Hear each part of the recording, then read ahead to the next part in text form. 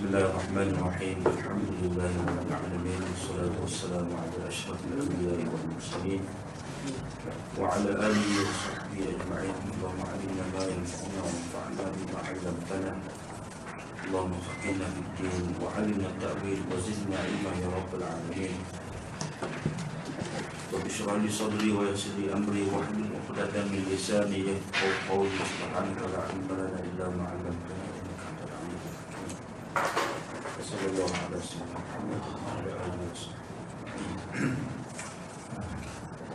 Minggu ni kita masuk kepada fasa yang ketiga, khabar ataupun riwayat yang bersifat makbul dan mardud. Makbul seperti mana yang kita telah ketahui, itu hadis yang diterima, sama ada sahih ataupun hasan. Dan hadis mardud, hadis yang tertolak. Ini hadis-hadis yang tidak cukup syarat.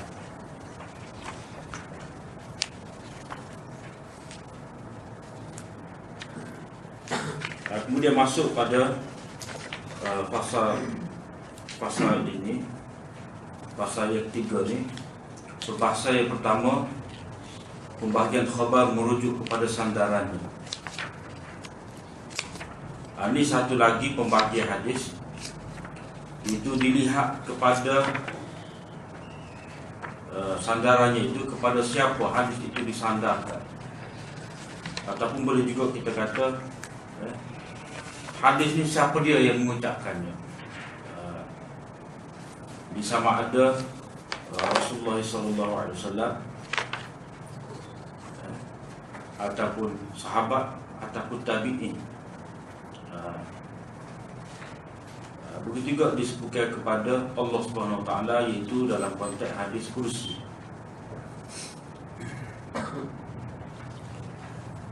Perbahasan kedua, bahagian khabar yang bermacam-macam yang mempunyai sifat makbul dan mardud. Perbahasan pertama, pembahagian khabar merujuk kepada sandarannya. Berdasarkan kepada orang yang disandarkan kepadanya hadis, khabar terbahagi kepada 4 bahagian, iaitu hadis kursi, marfu', mauquf dan maqtu'. Di sini dikemukakan satu persatu huraian secara terperinci. Yang pertama, hadis kursi. Ini pembahagian ini bahagian ini berdasarkan kepada hak kata tu siapa dia? Allah. Khabar ini hak kata tu Allah.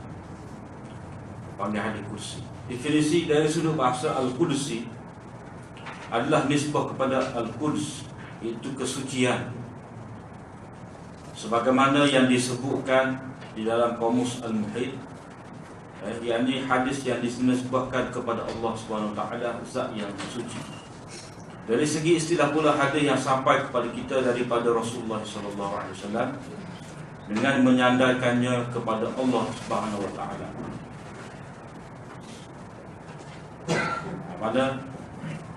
Mana hadis ni Nabi kata Allah Ta'ala berkata, Allah SWT berfirman. Tapi ini bukan ayat Quran.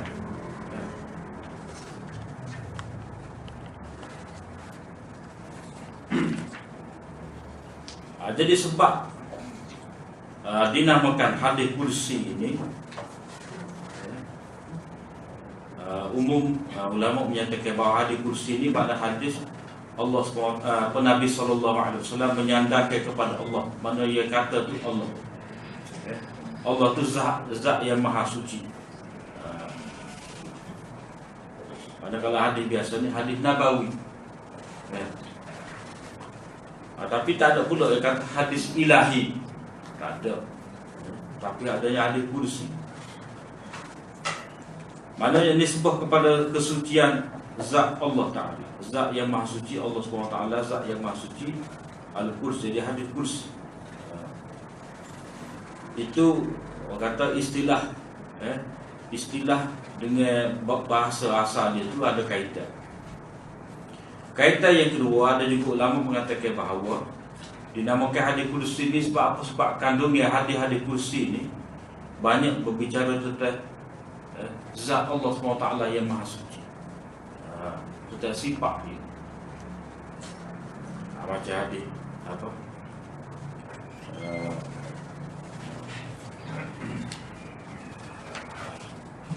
Hadis yang mana itu?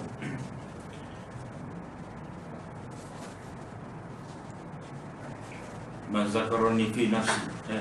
Orang yang ingat aku dalam diri dia, aku ingat dia dalam diri aku. Siapa yang ingat aku dalam kumpulan, aku ingat dia tu dalam kumpulan yang lebih mulia lagi. Anna inda zanni abdi bi. Hadis tu. Aku ni mengikut sangka hamba aku terhadap. Jadi hadis-hadis berkenaan dengan hadis kursi ni banyak hadis-hadis berkenaan dengan sifat Allah SWT. Kemudian perbezaan antara hadis kursi dengan Al-Quran. Ia perlu kepada perbezaan ini sebab apa? Sebab dalam hadis kursi itu kata ia yang mengucapkan hadis kursi itu adalah Allah Ta'ala. Nabi terima daripada Allah SWT. Jadi biasanya daripada Allah Ta'ala Quran lah kita kata. Tapi tidak, ada juga dalam bentuk Quran, ada juga dalam bentuk hadis kursi.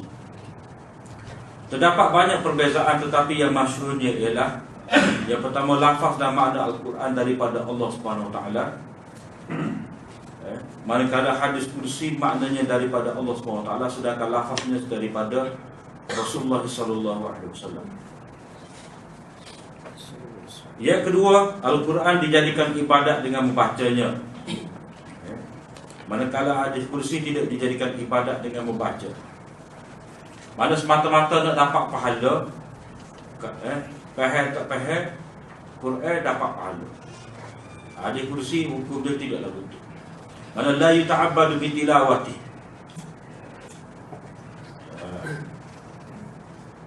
Mana tidak dijadikan ibadat dengan bacanya itu.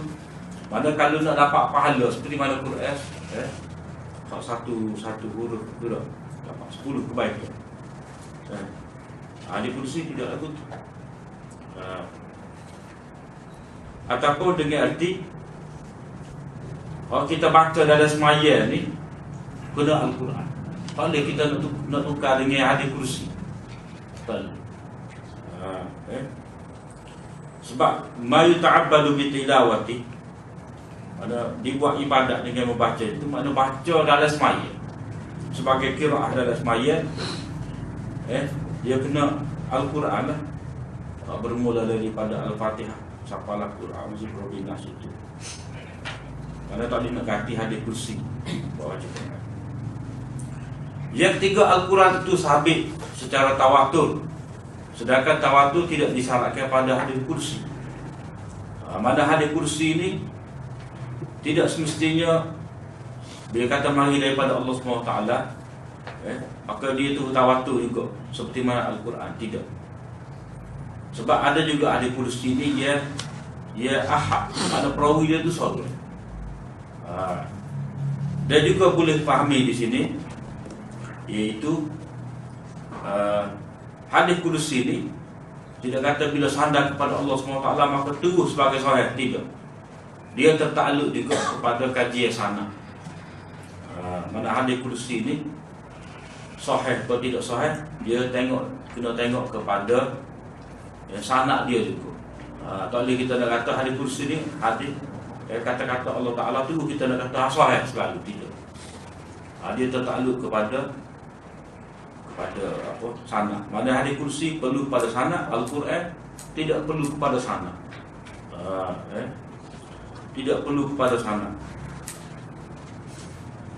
Sebab apa? Sebab Quran ini seperti yang kita bincang dulu, dia tawatur, tersebar, tersebar, sehingga tidak perlu kepada sanad Quran. Cumanya nak Quran itu kena laki mualah memang. Cuma kita tak tanya tu, kita sanad tu kan. Tak perlu tanya. Tapi bila kita mengaji buku Quran secara musyafahah, memang ada tu buku dah. Dia sesilah tu kan. Dia tidak perlu kepada sanad. Kemudian hak pertama tadi Artinya lafaz dan makna Al-Quran daripada Allah SWT. Mana Quran orang panggil nazman wa ma'nan min Allah. Dari segi nazam, susunan dia tu, dan juga makna tu daripada Allah Ta'ala. Mana lafaz-lafaz huruf-huruf dia tu daripada Allah Ta'ala, begitu juga makna. Mana di sini kalau kata Quran tu terjemahan tidak Quran. Sebab lafaz tu dia kata terjemahan ke bahasa kita. Jadi lafaz terjemahan tu tidak Al-Quran, walaupun makna tu makna dia faham daripada Al-Quran. Makna tu sendiri pun kadang-kadang bukan 100% menepati kehendak Allah Ta'ala. Cuma ala taqatil bashar. Ada faham murah Allah Ta'ala tu mengikut kadar kemampuan kita.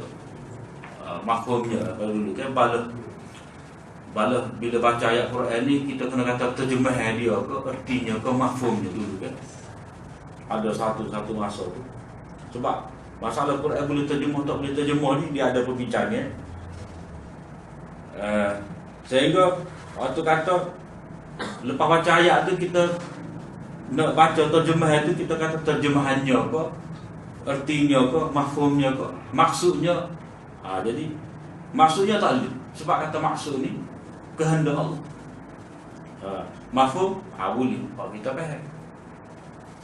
Maknanya dari segi cuma lah. Hukum ada pun ulama mengatakan bahawa terjemah lafaz demi lafaz Quran itu tidak haruslah dia kena ada terjemahan tafsiriyah. Tapi bagi ulama buka lagi dia kata boleh terjemah Quran tapi kena ada Quran tepi. Mana cetak tu Quran terjemah. Kalau terjemah saja tak boleh. Tak apalah. Jadi sini lafaz dan makna Al-Quran daripada Allah SWT, manakala hadis kursi maknanya daripada Allah SWT, sedangkan lafaznya daripada Rasulullah SAW.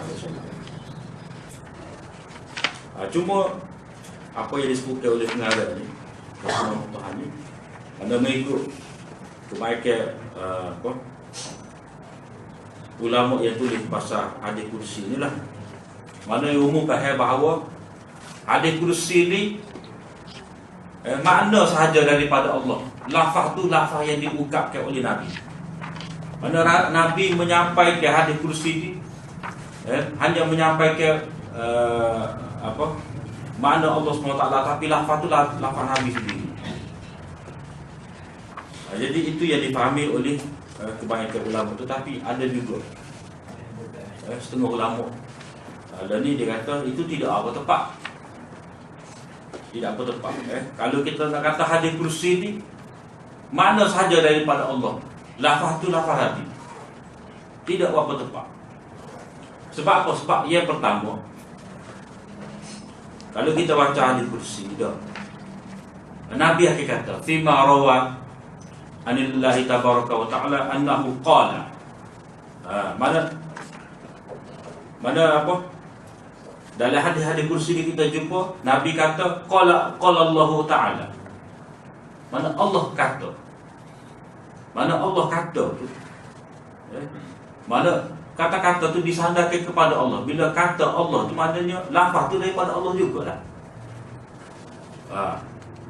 Itu yang pertama. Yang kedua, tidak ada satu riwayat pun jelas yang menunjukkan bahawa Nabi dia ada yang bahawa Allah SWT kata dalam hadis kursi itu makna sahaja daripada Allah, kata-kata tu kata-kata saya. Tak ada pun dalam riwayat sebut lagu itu. Jadi bila tak ada riwayat sebut lagu itu, maka kita kena pakai mengikut zahir. Bila Nabi kata qala Allah, maknanya Allah Ta'ala kata lagu itu.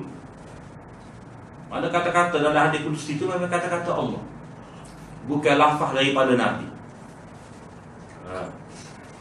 Dia tak ada juga satu riwayat pun yang bahawa Nabi ni dia melafazkan sendiri, tasarruf dia. Ada. Yang ketiga,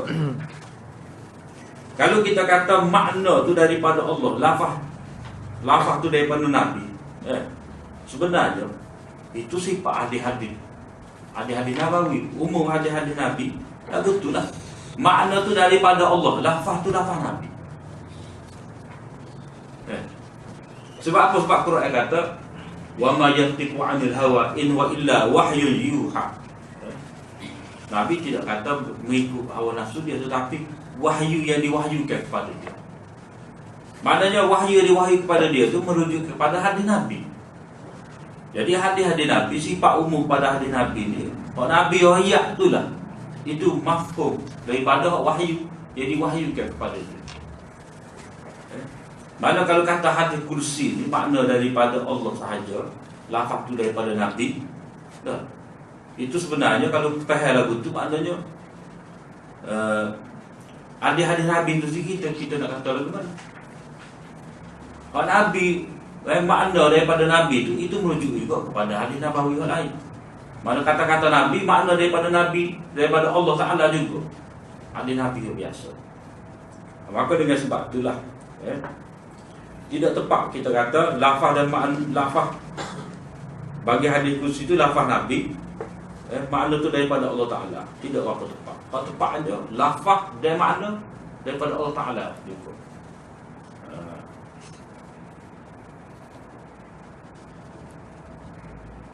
Kemudian bilangnya hadis kursi. Hadis kursi tidaklah banyak jika dinisbahkan kepada hadis Nabawi. Mana kalau nak banding, lebih banyak hadis Nabawi lah. Mana Nabi tu kata. Kalau Nabi tu kata tu, mana itu adalah wahyu juga, wahyu khafi dia bagi. Wahyu khafi, mana wahyu yang ilham daripada Allah SWT, ataupun wahyu dalam bentuk Allah SWT bercakap langsung kepada Nabi, ataupun termasuk juga Nabi istinbat daripada ayat-ayat Al-Quran. Sebab itulah setelah hadis Nabi itu kita tengok mana Nabi ayat tu memang menepati maksud dalam Quran. Baca hadis umirtu an uqatilan nas hatta yaqulu la ilaha illallah. Itu waktu bertepatan dengan ayat fa in tabu wa aqamus salata wa atuz zakata fakhallu sabilahu. Kalau mereka tu bertaubat, yakni tidak lagi syirik, mengaku Allah sebagai Rabb, sebagai ilah, ikut Nabi, lepas tu diri kesemayang, mereka cakap, maka kamu biarkanlah mereka. Mana tidak lagi diperangi lah. Mana itu panggil hadis-hadis yang bertepatan dengan Al-Quran. Kalau Nabi ungkapkan hadis itu berdasarkan kepada ayat Quran juga. Jadi hadis-hadis kursi tidaklah banyak jika dibandingkan dinisbahkan kepada hadis Nabawi. Bilangannya tidak tu kena buat. Bilangannya melebihi 200 hadis. Tidak tu patut salah.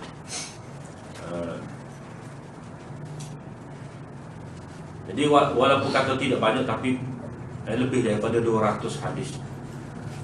Contohnya hadis yang diriwayatkan oleh Imam Muslim di dalam sahihnya an Abi Dzar an Nabi sallallahu alaihi wasallam fi ma rawa anillahi tabaraka wa taala annahu qala bahwa Allah Taala berkata. Mana berkata di sini zahirnya lafaz Allah. Bukan lafaz Nabi. Ya ibadi inni haramtu zulma ala nafsi wa ja'altuhu bainakum muharrama fala tazalamu. Daripada Abu Dzar, daripada Rasulullah SAW yang diriwayatkan dari Tuhannya bahawa dia berfirman, wahai hamba-hambaku, sesungguhnya aku telah mengharamkan kezaliman atas diriku, dan aku telah jadikannya perkara yang diharamkan sesama kamu, maka janganlah melakukan kezaliman sesama kamu. Kemudian lafaz-lafaz periwayatannya bagi perawi hadis kursi, dia boleh meriwayatkan dengan mana-mana daripada lafaz ini. Pertama, qala Rasulullah sallallahu alaihi wasallam fi ma yarwihi an rabbih azza wa jalla. Rasulullah sallallahu alaihi wasallam bersabda sebagaimana yang diriwayatkan daripada Tuhannya. Yang kedua, qala Allah Taala fi ma rawahu anhu Rasulullah sallallahu alaihi wasallam. Allah SWT berfirman sebagaimana yang diriwayatkan daripadanya oleh Rasulullah SAW. Kitab-kitab yang terkenal Al-Ithaf As-Saniyah bil Ahadith Al-Qudsiyah oleh Abdul Rauf Al-Munawi. Di dalamnya beliau telah menghimpunkan 272 hadis kursi. Lepas tu banyaklah, beliau hadis kursi banyak. Dia sebut nisa. Kemudian hal tadi ada tinggal sikit. Hak maksud ulama kata lafaz Nabi makna daripada Allah tu sebab tujuan dia nak membezakanlah dengan Quran. Tapi itu tidak timbul masalah. Maknanya kalau kita kata lafaz daripada Allah Ta'ala pun itu tidak kata jadi Quran selalu, tidak. Sebab Quran ni syarat dia kena mutawatir. Mutawatir. Lepas tu bila kata mutawatir tu maknanya Nabi baca ada semaya dia. Ada semaya dia. Sahabat-sahabat pula baca. Baca timur daripada Nabi, ajar kepada anak dia, lepas tu baca dah ada semaya. Dah semaya terawih apa semua. Atas tu. Jadi tak ada pula tersebut hadis kursi tu dibaca secara mutawatir tu. Kemudian al-marfu', yakni hadis yang disandarkan kepada Nabi, mana Nabi yang kata. Definisi dari sudut bahasa, al-marfu' ialah kata nama objek ataupun isim maf'ul bagi rafa'ah, iaitu mengangkat, lawan kepada wada'ah, iaitu meletakkan. Seolah-olah dinamakan demikian kerana nisbahnya kepada pemilik kedudukan yang tinggi, itu Rasulullah SAW. Mana hadis marfu' tu maknanya orang yang mempunyai kedudukan yang tinggi, jadi Nabi lah. Itu panggil kesesuaian di antara makna lughawi dengan makna istilahi. Dari segi istilah pula, apa yang disandarkan kepada Rasulullah SAW dalam bentuk ucapan, perbuatan, pengakuan atau sifat, apa sahaja yang disandarkan kepada Nabi. Termasuk dalam sifat ni, sifat ada dua. Satu panggil sifat khalqiyah, yang kedua panggil sifat khuluqiyah. Sifat khalqiyah ni sifat rupa paras Nabi, rupa fizikal dia. Sifat khalqiyah, mana sifat-sifat kejadian Allah SWT buat Nabi ni macam mana. Sifat-sifat khuluqiyah, sifat-sifat akhlak, mana Nabi tawaduk, mana Nabi buat baik, Nabi penyanyi apa tu, itu panggil sifat-sifat khuluqiyah, mana sifat-sifat yang diusahakan. Adapun sifat khalqiyah ni mana segi kita nak tahu rupa Nabi tu lah mana, kita nak jadi seperti Nabi tu tak boleh. Dari segi khalqiyah dia tu mereka betul dah. Ada hak ditutup je sifat khuluqiyah, sifat khuluqiyah. Huraian definisi. Apa yang dinisbahkan atau disandarkan kepada Rasulullah SAW, sama ada ucapan baginda, perbuatan, pengakuan atau sifat, sama ada yang menyandarkan itu sahabat atau orang yang di bawahnya, mana tabi'i. Mana tabi'i itu kata Nabi berkata. Jadi hal itu dalam peribahasa kita dulu panggil hadis apa? Hadis mursal. Hadis mursal. Mana tabi'i itu hakat pada Nabi, itu hadis mursal, iaitu gugus sahabat. Mana hadis marfu', ada marfu' mursal. Jumpalah marfu' mursal. Sama ada sanadnya bersambung-sambung atau terputus. Mana tak kira sanad tu muttasil ataupun munqati'. Ataupun kalau hak dua tempat gugus sekaligus, panggil apa? Panggil mu'dhal. Oleh itu marfu' merangkumi mausul, mursal, muttasil dan munqati'. Inilah yang masyhur tentang hakikatnya, tentang pengertiannya. Selain itu ada beberapa pendapat tentang maksud dan ta'rifnya. Biasanya ulama-ulama dalam meriwayatkan hadis yang marfu' ni dia kata an Abi Hurairah marfu'an. Daripada Abu Hurairah marfu'ah, secara marfu'. Mana dia nak perintah lah. Dia nak perintah, maknanya nak cepatlah tulis hadis tu. Bila salib anak Abi Hurairah marfu'ah tu tak hadis, mata hadis. Jadi kalau dia kata sahabat tu Rasulullah sallallahu alaihi wasallam ralim sallallahu tu dah sebab ulama hadis kita ni nama Nabi tu dia nak tulis sallallahu alaihi wasallam. Dia tak sebut Syiah tu sok je dia. Sok. Jadi sok tu apa? Jadi sebab itulah dalam bab penulisan hadis ni nanti kita akan jumpa pada dalam perbahasan pasal berikut ni. Dalam bab 3 ni tak? Bila kita saling hadis tu mana selawat kepada Nabi kena tulis mana tak boleh buat isyarat sal'am tak? Cuma dalam bahasa Melayu kita ni S-A-W tak? S-A-W. Tapi kalau kita kata kalau tulis salah tulis Melayu pandai pula. Pandai. Arab ni tak apa kan.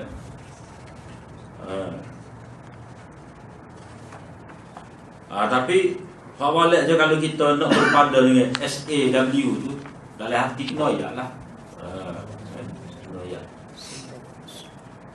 Tapi kalau taik ni dia ada dah tekan mana tu automatik sallallahu alaihi wasallam.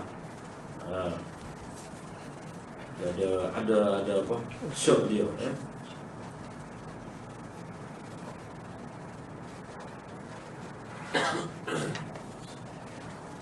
bahagian-bahagiannya. Daripada ta'rifnya dapat diketahui bahawa marfu' itu ada 4 bahagian. Marfu' qauli, jadi marfu' dari sudut ucapan.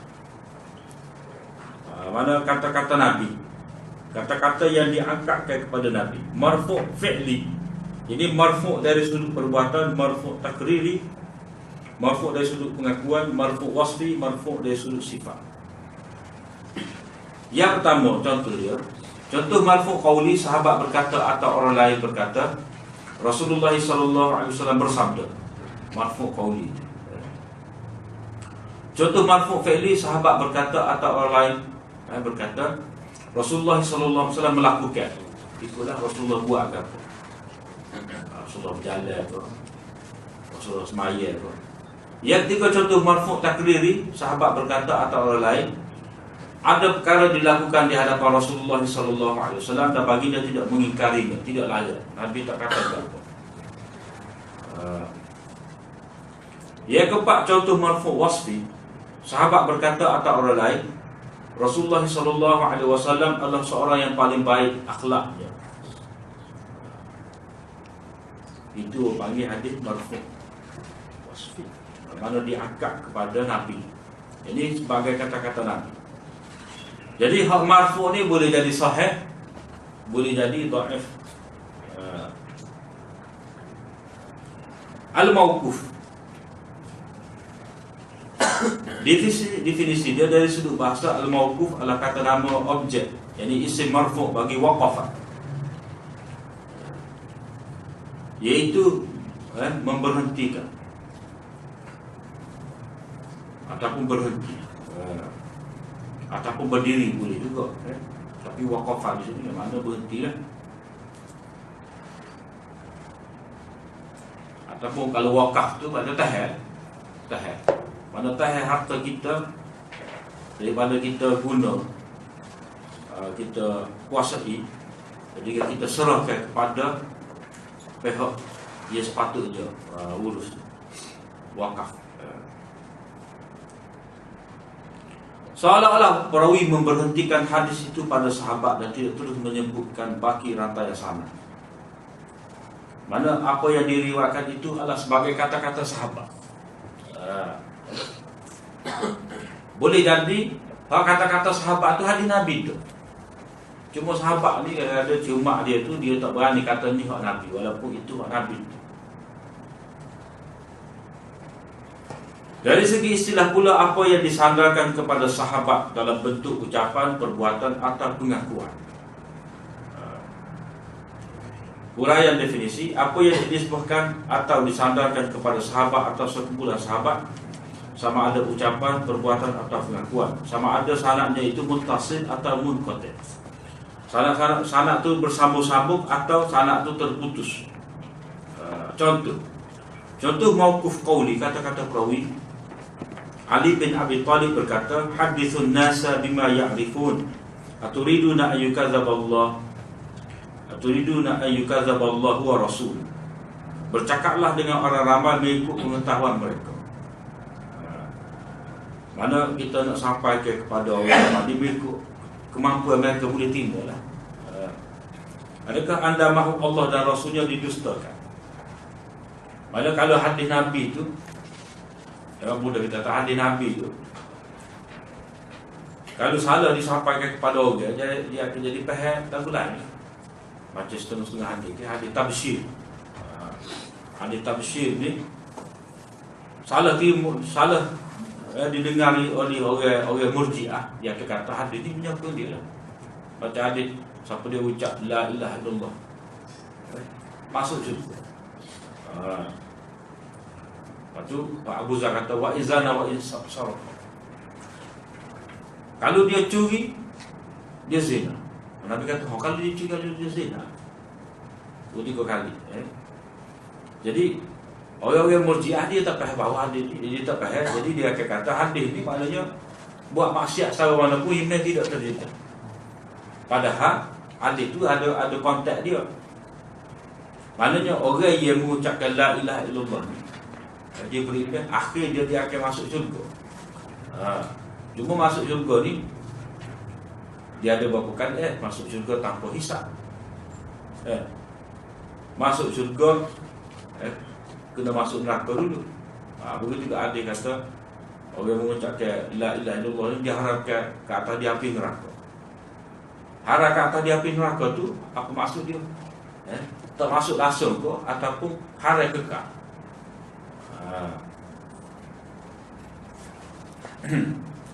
Jadi hadis-hadis lagu ni dia kena sampai ke mengikut tahap audience tu. Begitu juga hadis-hadis kena dengan zuhud. Hadis zuhud sama kita dedah pada masyarakat.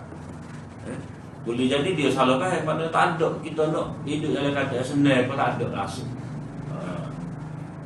Ataupun hadis-hadis berkenaan dengan apa? Ancaman semacam. Tak ada pun hadis galakkan menyebabkan orang jadi putus asa. Mana kena menyampaikan hadis itu mengikut tahap pemahaman. Yang kedua contoh mauquf fi'li, Al-Bukhari berkata, wa amma ibnu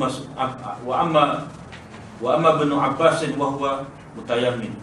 Ibnu Abbas menjadi imam sedangkan beliau bertayamum. Mana perbuatan dia tu?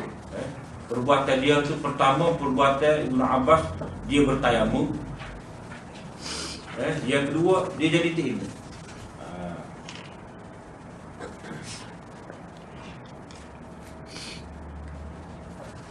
Contoh mauquf takriri seperti kata-kata sebagian tabi'in, fa'altu kadza amama ahadis sahabah wa lam yunkir alayya. Kami berbuat demikian di hadapan salah seorang sahabat dan beliau tidak membantah. Tak tegur, tak lalu.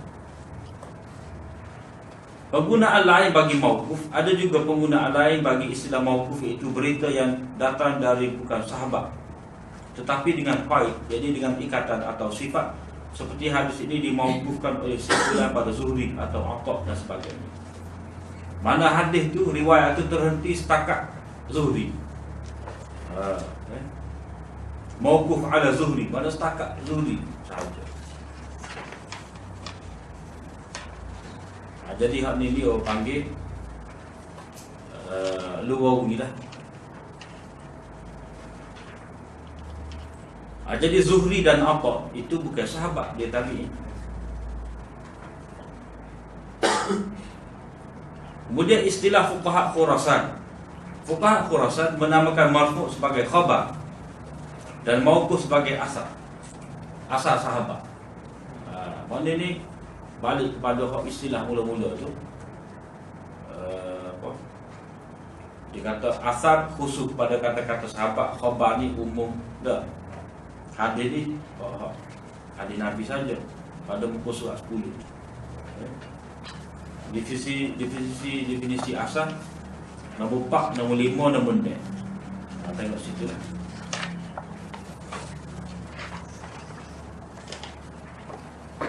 Sementara ahli hadis menamakan semuanya itu dengan asar, kerana diambil daripada asar tu syai', yakni meriwayatkan sesuatu.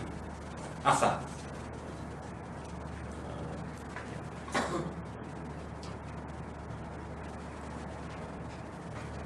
Jadi hadis Nabi pun boleh dipanggil asar. Seperti mana khabar. Khabar ada juga khabar. Hadis pun panggil khabar juga.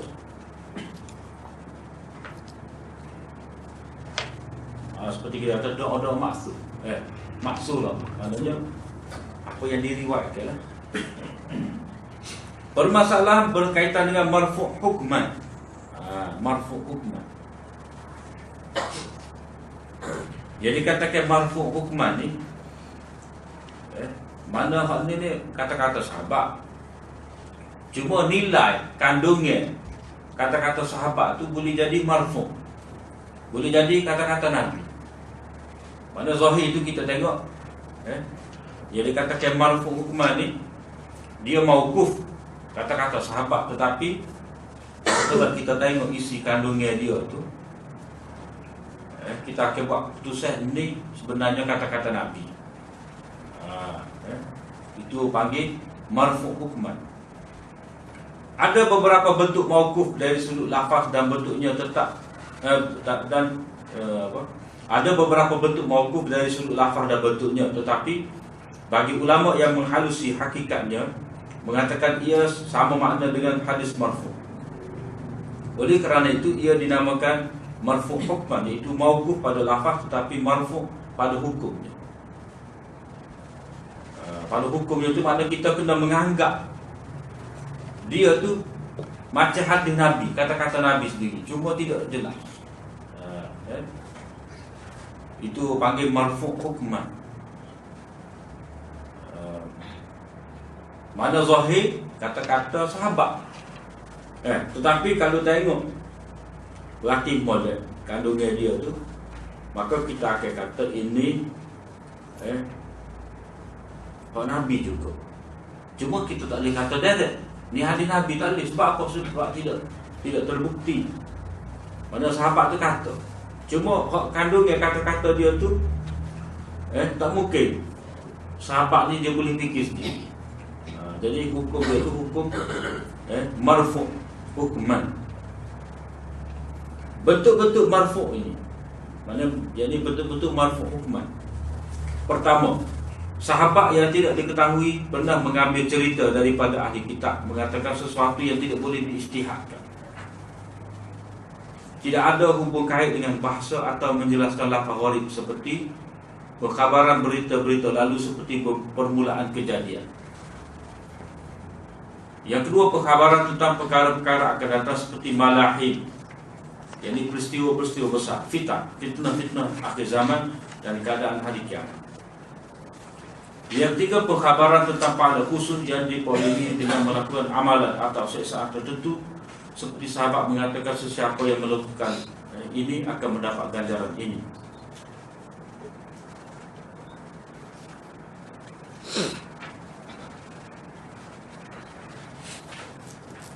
Jadi hal ni yang pertama ni, yang dikatakan marfu' hukman ni, mana sesuatu yang tidak boleh diijtihadkan. Dalam istilah dia dipanggil la majala lirra'yi fihi. Tak ada ruang untuk fikiran dalam perkara ni. Pada fikiran kita tak boleh nak buat pendapat sendiri. Mana perkara yang tidak ada ruang sahabat ijtihad sendiri.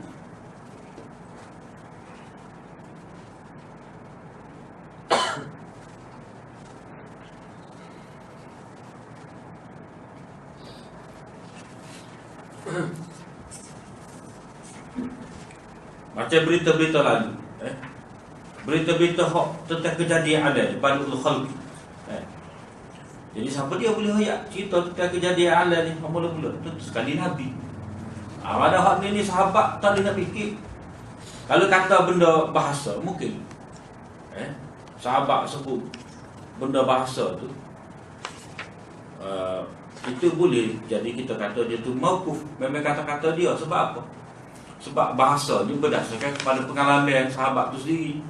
Dia orang Arab dah, pengalaman dia, pengetahuan dia tentang bahasa, kefahaman dia tentang bahasa. Tapi kalau cerita-cerita tentang permulaan kejadian, maka hal ini tidak mungkin. Sahabat tu boleh fikir sendiri.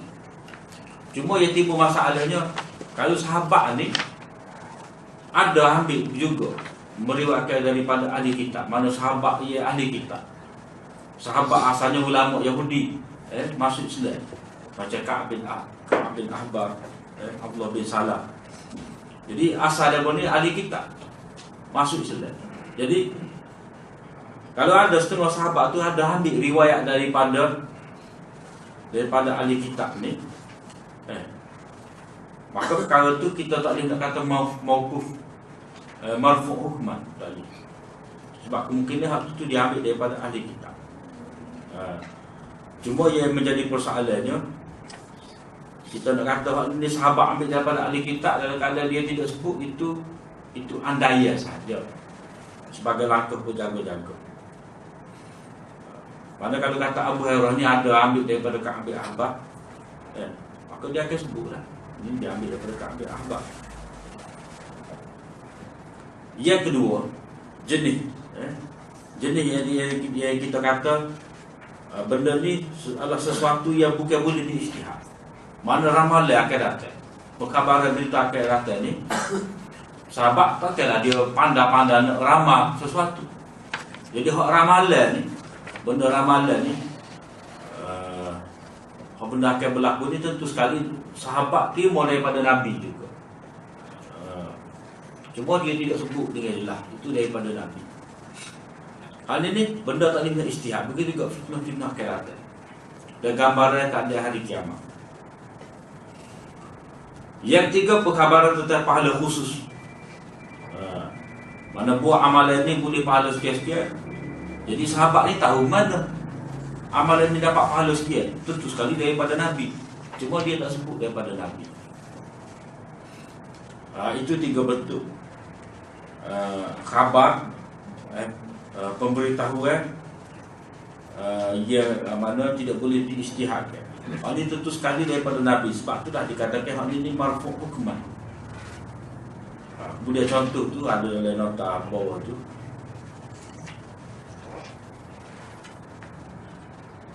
Tak payah baca dah, boleh baca sendiri. Bentuk yang kedua, itu sahabat melakukan. Kalau tadi sahabat memberitahu, kalau ni sahabat buat sesuatu perkara yang tidak boleh diijtihadkan, seperti Sayyidina Ali bersembahyang gerhana bulan dengan 2 rukuk pada setiap rakaat. Ini pengarah di sini, tetapi kalau kita rujuk dalam Musannaf Ibn Abi Syaibah tu dalam nota 209 tu, hadatsana Husain qala akhbarana Yunus an al-Hasan anna Ali shalla fil kusuf 10 raka'at bi 4 sajadat. Sembahyang gerhana dengan 10 rukuk dengan 4 sujud. Maknanya satu rakaat tu ada 4 rukuk. 5 rukuk. Ada 5 rukuk. 5 rukuk dengan 4 sujud. 4 sujud tu hanya 2 rakaat lah. 2 rakaat. Ada 5 rukuk.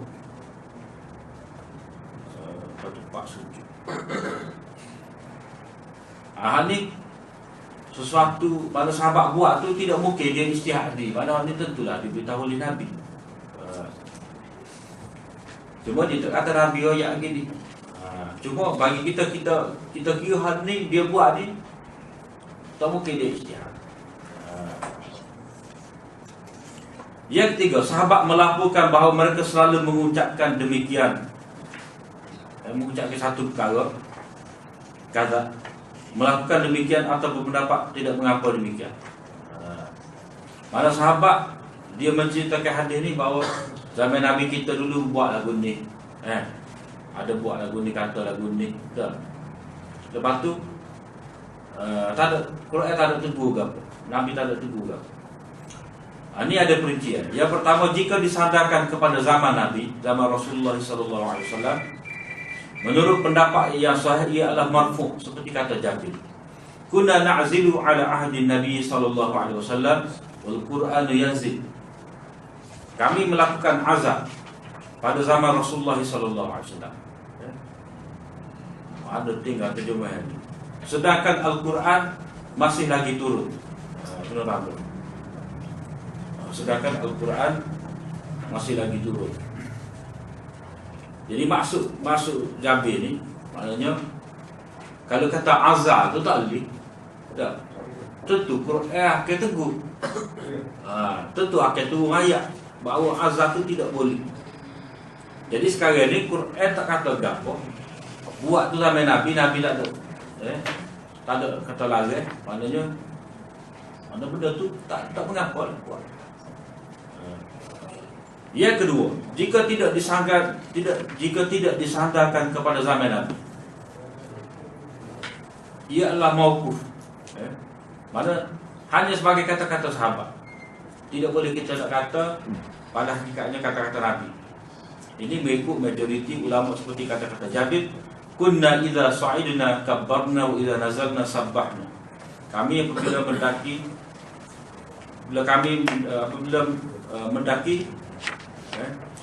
kami mengucapkan takbir, dan apabila menuruni kami bertasbih. Jadi apa beza ni? Sahabat kata zaman Nabi dengan tak kata zaman Nabi. Sahabat kata zaman Nabi ni maknanya dalam Quran tu lagi Nabi ada. Mana wahyu masih lagi ada, belum putus lagi. Kalau kata wahyu, kalau kata sahabat tu kata tanpa mengaitkan dengan zaman Nabi, itu besar kemungkinan lepas daripada Nabi wafat. Bila Nabi wafat, agama sudah sempurna dah, wahyu sudah terhenti dah, syariat sudah sempurna dah.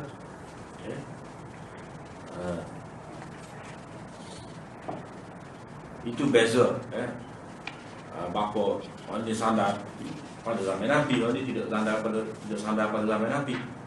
Sebab kalau kata sandar kepada zaman Nabi, itu menunjukkan bahawa Nabi tahu. Nabi tahu itu, orang panggil ada sunnah takririyah. Mana ada pengakuan Nabi bahawa perbuatan itu tak apa. Tapi kalau tidak sandar kepada Nabi, boleh jadi waktu itu berlaku lepas daripada Nabi wafat. Bila Nabi wafat berarti itu istihad sahabat. Kalau kata zaman Nabi, istihad sahabat akan beritahu pula pada Nabi dia istihad gingesah pada Nabi. Macam masalah ke apa? Masalah Nabi kata janganlah sesuatu itu semaya asam melainkan di Bani Quraisyah.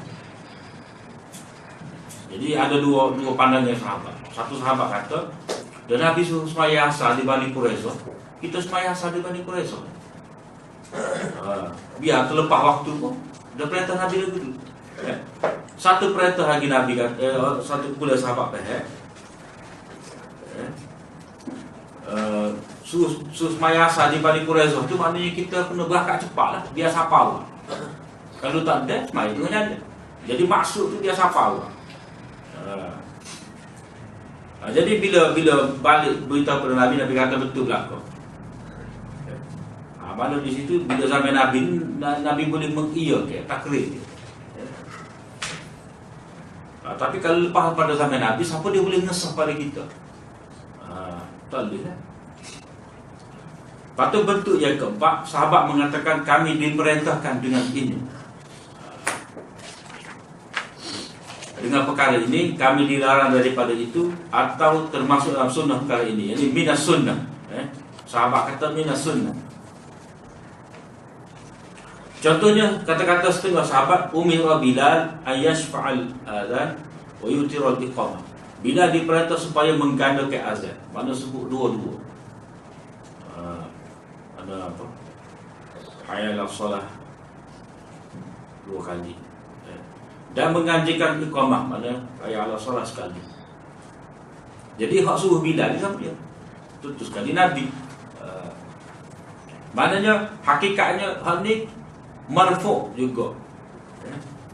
Sebab apa? Sebab tidak ada yang menyuruh Bilal tu melainkan Nabi. Kemudian kata-kata Ummu Atiyah, nuhina an ittiba'il janaiz wa lam yu'zam alaina. Kami dilarang dari mengiringi jenazah, tetapi tidak diketatkan terhadap kami larangan tersebut. Mana nak pergi boleh lagi, cuma larangan itu ada, tapi tidaklah siapa ada. Jadi hak larang kita tu siapa dia? Nabi. Nuhina. Kata-kata Abu Kilabah daripada Anas, minas sunnah idza tazawaja bikra ala sayyid aqama 'indaha sab'a.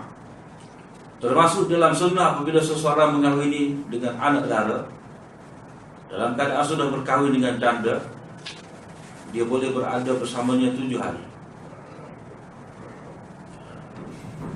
Mana dia bini baru lah, dia boleh nak duduk berbulan madu tu dengan orang gadis selama 7 hari. Lepas pada tu buat gerai baru lah. Minas sunnah tu maknanya termasuk dalam sunnah. Mana sunnah siapa? Sunnah Nabi. Cuma Anas tidak kata Nabi kata. Yang kelima, perawi mengatakan dalam hadis ketika menyebutkan sahabat dengan perkataan-perkataan yang 4 ini, yarfa'uhu, yanmihi, yablughu bihi, atau riwayatan seperti al-hadis A'raj daripada Abu Hurairah, riwayatan, tuqatiluna qauman sigharal a'yun, kamu akan memerangi kaum yang mempunyai mata yang sipit.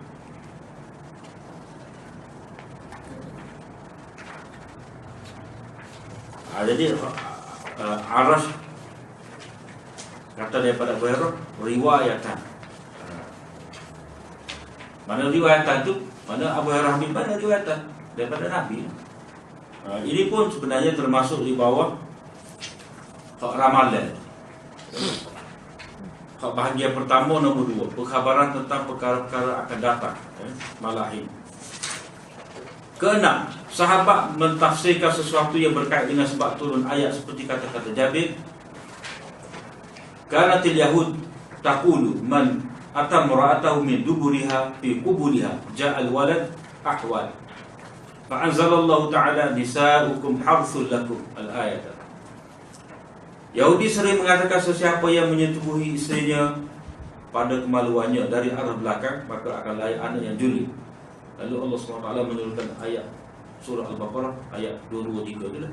Nisa'ukum harthul lakum, isteri kamu itu ladang kamu, faktu harthakum anna syi'tum, datangilah isteri kamu itu mengikut suka kamu lah. Jadi mari tu ayat. Jadi hak kata-kata sahabat ni, fa anzalallah ni, mana hak dikata ni tentu sekali hak zaman Nabi.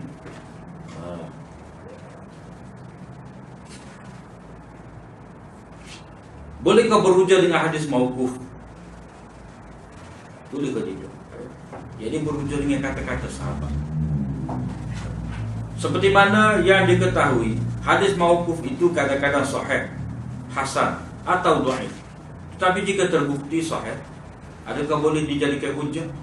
Jawabnya, pada asalnya mauquf itu tidak dijadikan hujah, kerana ia adalah ucapan dan perbuatan sahabat, jadi seorang sahabat. Padahal kalau kata-kata seorang sahabat, tak boleh nak buat hujah lagi lah. Itu hak asal dia.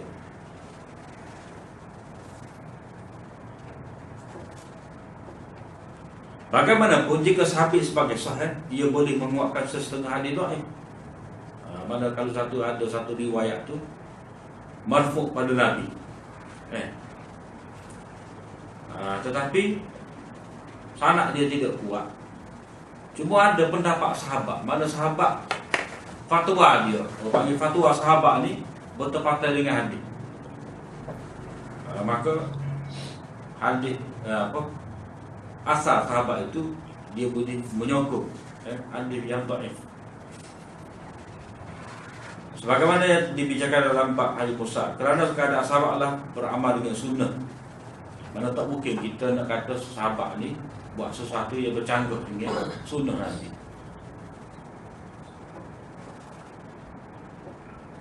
Ini jika mauquf itu tidak mempunyai hukum marfu'. Apabila mauquf itu mempunyai hukum marfu', maka ia boleh dijadikan hujjah. Mana kalau marfu' hukman mauquf hukman itu boleh dijadikan hujjah. Sebab apa? Sebab tidak mungkin sahabat fikir sendiri. Mana hal ini tentu sekali dia dengar daripada Nabi. Cuma dia tidak kata itu daripada Nabi. Itu panggil mauquf hukman. Mana hak mauquf semata-mata mauquf, belum tentu boleh dibuat hujjah. Tetapi kalau mauquf hukman boleh. Kemudian al-maqtu'. Maqtu' ni mana kata-kata itu disandarkan kepada tabi'in. Definisi dari sudut bahasa al-maqtu' adalah kata nama objek bagi qata'a, iaitu memutuskan, lawan kepada wasala, iaitu menyambung. Dari segi istilah pula, apa yang disandarkan kepada tabi'i atau orang yang lebih rendah daripadanya dalam bentuk ucapan atau perbuatan. Uraian ta'rif.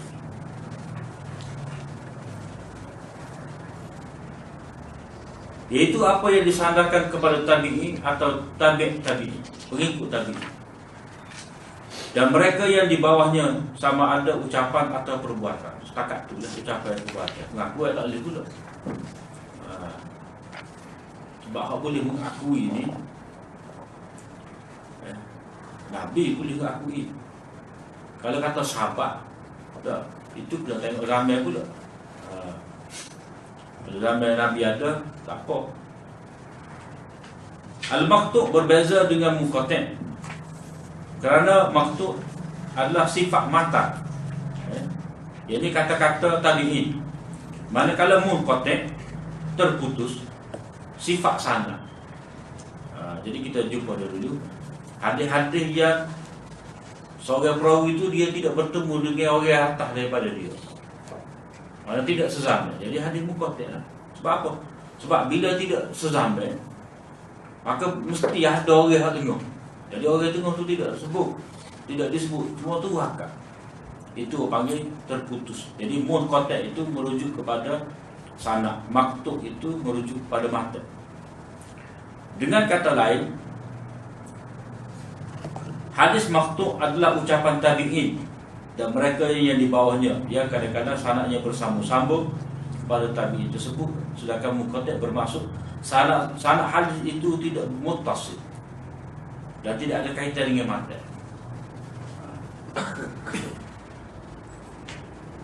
Jadi muqati' ni dia pegus sekali dengan apa? Muttasil, munqati', mu'dal, mu'allaq. Dia grup tu. Munqati' ni pembahagian hadis berdasarkan kepada sanad tu lengkap ataupun tidak. Maqtu' siapa dia yang kata. Contoh hadis maqtu' qauli, kata-kata Hasan Al-Basri tentang sembahyang di belakang ahli bid'ah. Salli wa alaihi bid'atu. Semayalah di belakang dia tu. Semayalah kamu di belakangnya dan dia bertanggungjawab tak ada bid'ahnya. Kamu tak ada apa-apa. Contoh hadis maqtu' fi'li, kata-kata Ibrahim bin Muhammad Al-Muntashir. Al-Muntashir kana Masruq yurqi satra bainahu wa bain ahli wa yuqbilu ala salati wa yukhallihim wa dunyahu. Masruq sering melabuhkan tabir di atas dirinya dengan ahli keluarganya. Dia terus bersembahyang dan membiarkan mereka dengan urusan dunia mereka. Jadi nak buat apa lagilah, dia semaya dia.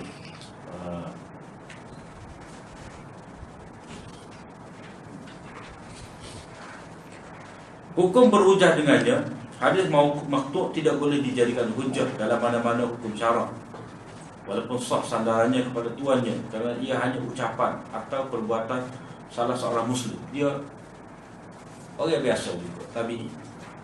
Macam Imam Abu Hanifah lah. Kalau kata kata-kata tabi'i ini menjadi hujah, jadi kita semua kena ikut Imam Abu Hanifah. Sebab Imam Abu Hanifah itu tabi'i. Tapi tidaklah betul. Jadi orang lain ada mazhab dia juga. Begitu juga. Imam Abu Hanifah kata, bila sampai ni pendapat Nakhai, ni pendapat orang tua ni, dia kata, rijal wa nahnu rijal. Zaman tu orang kita pun orang juga. Mana zaman tu istihad, kita pun istihad juga. Mana di situ pendapat tabi'in tidak boleh mengikat kita. Tidak lazim pada kita ikut pendapat tabi'in. Tetapi kalau pendapat sahabat, seperti yang kita bincang tadi lah, tengok pula kan ya.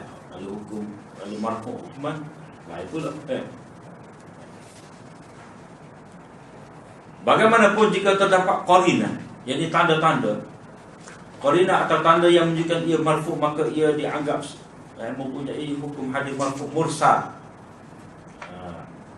Marfu' mursal, mana boleh dalam satu kata dia boleh jadi ada sifat marfu' dan mursal. Seperti kata-kata setengah perawi ketika menyebutkan tarbi'i yarfa'uhu, yang mengangkatnya kepada Rasulullah SAW, maka maktub itu dianggap mempunyai hukum marfu' mursal.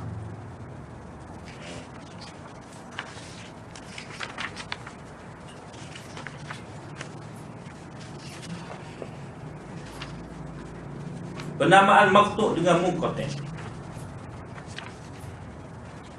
Setengah ulama hadis seperti Syafi'i dan Tabarani menyebutkan maktub dan mereka memasukkan hadis munqati', itu hadis yang tidak bersambung sanadnya. Bagaimanapun istilah ini tidak masyhur. Maknanya kalau kita baca kitab Imam Syafi'i, kitab Tabarani, Ma'ajim dia tu, kitab Mu'jam dia tu, Kabir, Saghir, Awsat tu, kadang-kadang dia kata hadis ni maktub. Jadi kita tengok hadis maktub ni tidak kata-kata Nabi, ini kata-kata Nabi. Itu kita kena faham, itu istilah kita dia.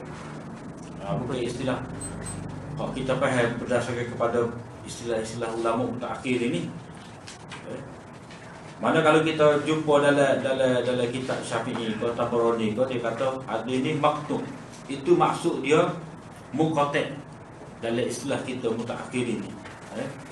Mana maktub di situ makna terputus sanad, bukan sebagai kata-kata tabi'in. Itu istilah dalam kitab dia. Mungkin alasan yang boleh diberikan bagi pihak Imam Syafi'i iaitu pertama, penggunaan istilah itu belum lagi menjadi istilah mantap. Mana mereka mula-mula belum ada ketetapan lagi. Manakala bagi pihak Tabarani ia dikira sebagai menggunakan bahasa pinjaman, mana majaz, bukan dengan makna istilah.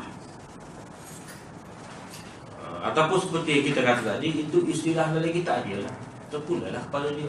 Kalau istilah munqati' lagu ni, maktub lagu ni, itu istilah orang mutaakhirin, orang kemudian yang buat. Kitab-kitab tentang hadis mauquf dan maktub, mana hak menghimpunkan kata-kata sahabat, kata-kata tabi ini. Yang pertama Musannaf Ibnu Abi Syaibah, yang kedua Musannaf Abdul Razak, yang ketiga tafsir At-Tabari, Ibnu Abi Hatim dan Ibnu Al-Munzir. Selain daripada itu, dalam Muwatta Imam Malik pun ada juga kata-kata sahabat, kata-kata tabi'in, aqwalus sahabat ataupun aqwalus tabi'in. Kadang-kadang Imam Bukhari dalam terjemahan bab dia tu, terjemahan bab Imam Bukhari tu kadang-kadang dia buat mari hadis mauquf ataupun hadis maktub. Kemudian perbahasan kedua, bahagian khabar yang mempunyai sifat makhfu dan mardud. Hal tadi pun sebenarnya berkaitan dengan ada makbul dan mardud juga. Cuma hal ini sudut lain pula. Hal tadi nisbah kepada orang yang kata.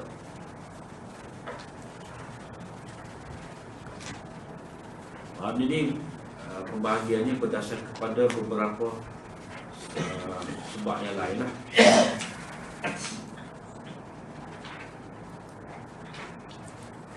Ini kita sambung pada minggu kedua.